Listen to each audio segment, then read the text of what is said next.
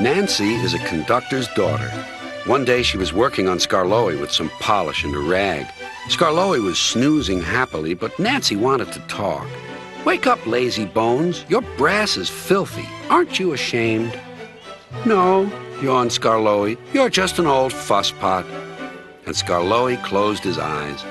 He was thinking about his friend Rheneas and all the good times they had shared before Rheneas went away to be mended.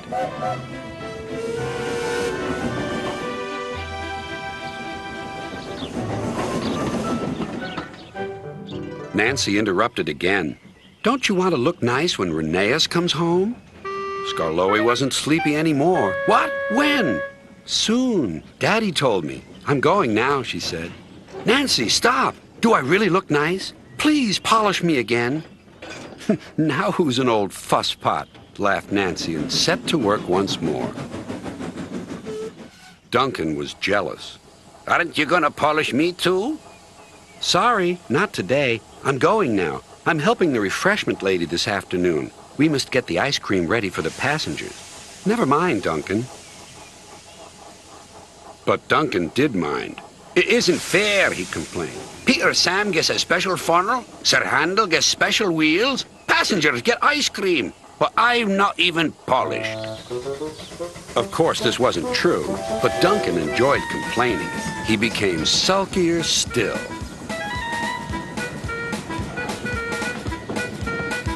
That afternoon, there was bad news from up the line. "One of Skarloey's coaches has come off the rails," called Duncan's driver.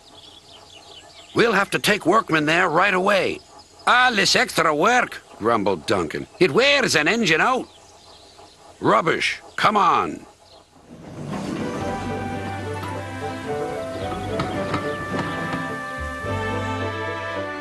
The derailed coach was in the middle of Skarloey's train, so he had gone on to the top station with his front coaches.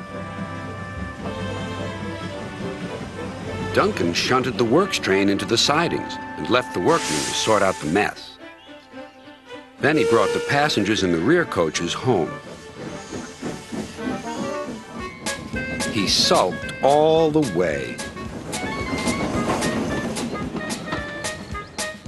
"I get no rest, I get no rest," he muttered.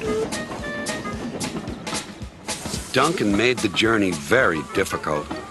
He was short of steam, so his driver waited a while in the hope of raising more. But Duncan wouldn't try. "We'll keep our passengers waiting," said his driver. Duncan was cross. "You always think about the passengers and never about me."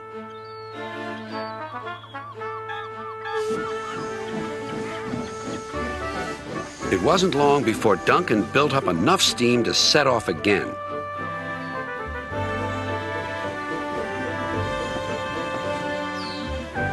But he was still very grumpy and cross. "I'm overworked and I won't stand it." At last they reached the viaduct near the station. "Come on, Duncan," called his driver. "One more effort and you'll have a rest and a drink at the station." Then Duncan was very rude. "Keep your old station. I'm staying here." And he did, too. Skarloey had to haul Duncan and his train all the way to the platform.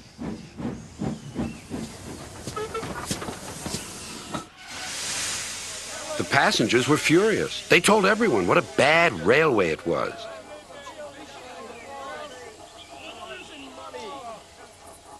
That night, Sir Topham Hatt spoke to Duncan. "No passengers means no polish, and no polish means no passengers," Duncan muttered to himself. He still has a lot to learn, doesn't he?